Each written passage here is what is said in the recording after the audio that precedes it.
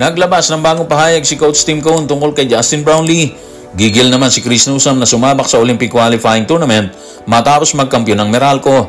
Nilinaw naman ni Coach Tim ang estado ni AJ Edu at Jamie Malonzo sa Gilas, Pilipinas. Kagustuhan ng fans na makapasok ang Latvia sa Olympics, lumabas sa isang poll.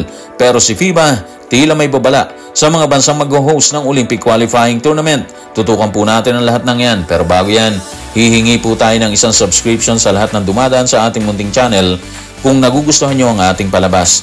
Kung medyo mabigat ang subscription, siguro kahit isang like at isang share na lang po yan. Okay na po ako dyan. Maraming salamat. Minsan na rin nagkaroon ng injury si Justin Brownlee sa IBL kung saan napilitan siya magpahinga sa loob ng ilang linggo na ikinabahala rin ng ilang fans ng Gilas, Pilipinas. At ngayon na okay na siya kung saan nakatakdang magsimula ang training. Nagbigay ng pahayag si Coach Tim tungkol sa naturalized player ng Gilas, Pilipinas. Narito ang kanyang pahayag. Tutukan natin si Coach Tim sa report ni Ivan Suing ng Daily Tribune. Pumirma siya ng kontrata sa kanila at binabayaran siya doon. Kaya kailangan niyang ibigay yung best niya para sa kanila sa mga panahon na yan. Kaya hindi namin kontrol yan. Kapag andito na siya, babalik na siya sa kontrol namin. So sa tingin naman natin, okay na okay si Justin ngayon eh. Yung statistics niya dito sa BCL, sign na po yun na sabihin natin na fit na po siya. Tumaas pa kasi yung statistics niya ngayon eh. Sa IBL, meron siyang 13.9 points, 8.9 rebounds, 4.9 assists. Yung statistics niya sa BCL, meron siyang 17.6 points, 8.8 rebounds at 3.9 assists. Mas lumaki, mas tumaas, di ba? Meaning, okay yung katawan niya. Tapos, yung mga kalaban pa nila dito sa BCL Asia, mas mabibigat kumpara sa IBL na local teams ang kabakbakan nila sa kanyang grupo. So, pwede mo talaga sabihin na maganda yung posibleng aasahan kay Justin Brownlee mula sa kanyang kampanya dito sa IBL. Nag-level up yung kanyang performance at dahil dyan, naniniwala tayo na mas aakyat pa ang level ng kanyang laro. Kapag nagsimula na sila mag-practice ngayon June 21, mas matututukan na siya ngayon ni Coach Tim kasama yung mga local players po natin. Kung tumaas ang statistics ni Justin Brownlee sa BCL mula sa IBL, tila gigil naman na sumalang sa OQT ang kapapanalo lamang ng kampyonato at final sa MVP na si Chris Newsome ng Meralco Bolts. Pakiramdam mo man na niya, handa na siya sa nasabing torneo. Narito ang kanyang pahayag.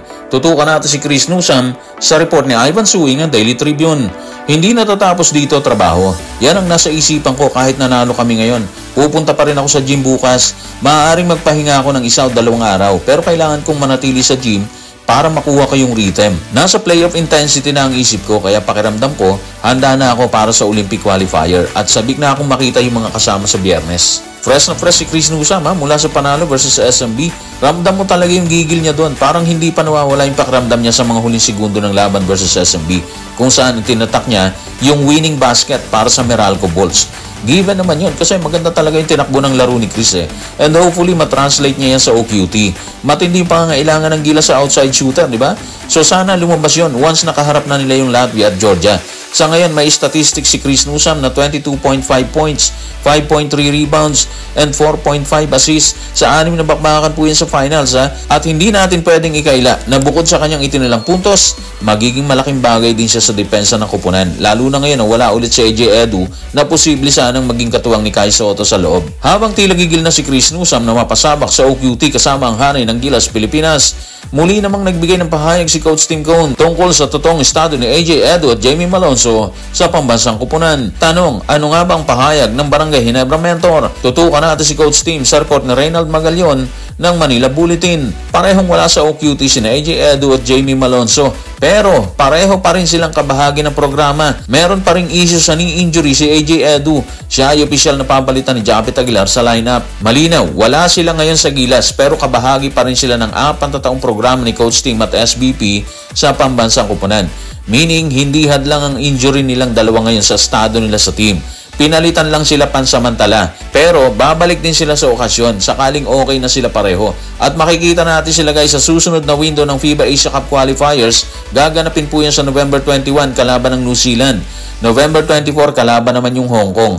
Sa mga petsang nabanggit po natin, sigurado tayo na malaki na yung maitutulong nilang dalawa sa mga kasama sa hanay. Yung New Zealand, malimit talo tayo sa kanila. Dati yon, maganda siguro makita sa mga susunod na bakbakan kung nag-level up na talaga tayo matapos pumasok si Coach Tim Cone sa eksena dito sa Gilas, Pilipinas. Kasabay ng pahayag ni Coach Tim Cone tungkol sa estado ni Jamie Malonzo at AJ Edu sa pambansang kupunan, naglabas naman ang FIBA ng poll kung saan makikitang isa ang Latvia na kagrupo ng Gilas, Pilipinas sa paborito ng fans para makapasok sa Paris Olympics. Narito ang nasabing poll ng FIBA. Tutukan natin ang report ng FIBA.basketball. So guys, sa tanong na aling apat na nasyon na makakakuha ng ticket sa Paris Olympics or yung posibleng makapasok sa Paris Olympics, apat po yan ha.